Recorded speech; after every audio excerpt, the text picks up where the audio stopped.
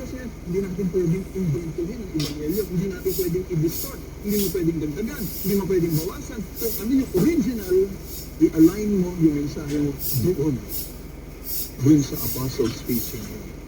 Okay, so again, dito sa history natin, nauna natin tingnan si Jesus, nakita natin si Peter na siya yung restore, and then ito yung mga foundational leaders, apostles and prophets. Ano yung susunod? Tutukan natin ngayon ang leadership sa Jerusalem. Anong makikita natin sa leadership sa Jerusalem? Sa'yo karon. Hindi nakalagay doon primarily apostles and prophets. Alam mo, nakikita nyo doon? Kasi ikaw wala pa. Apostles Ana. and elders. Alas 8 yung duty. May elder nang nakalagay.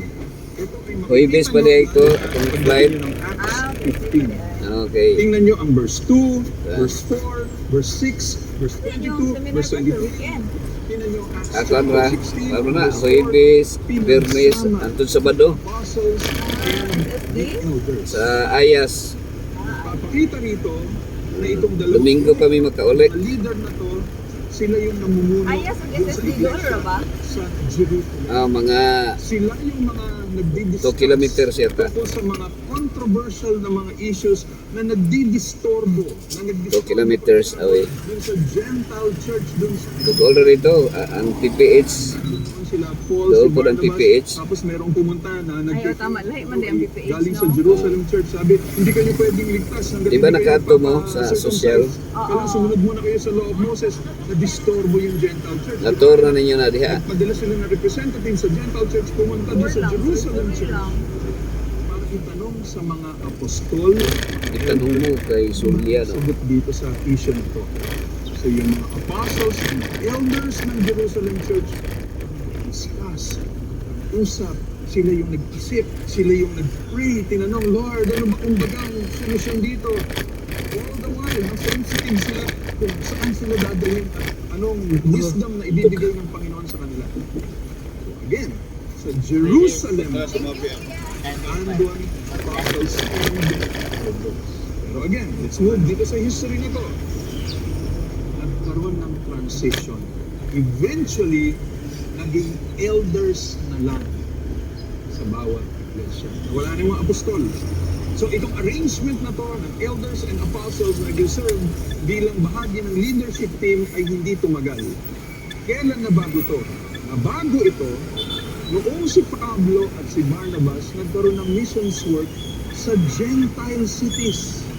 Gentile cities, hindi Jerusalem, na Jewish city. Aljun po pa. Nandun na sila sa mga Gentile cities. Aljun. Tapos no, yung na-share nila ng mga tao doon, yung mga na-born again ng mga disciples doon, ng mga Gentiles, ginather nila to become churches.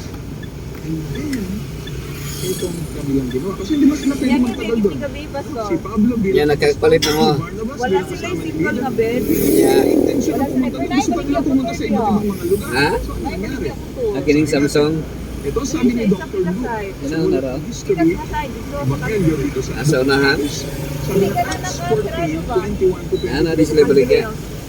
Sabi doon, when they, Motor. itong day na to, si Barnabas at si Paul, when they had preached the gospel to that city and had made many disciples, they returned to Lystra and to Iconium and to Antioch, strengthening the souls of the disciples, encouraging them Kaya kompleto.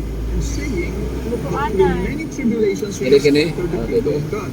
Ay, katulong kapag niya. Dito rin And when dito. they had appointed elders for Edugay mo them nakauli.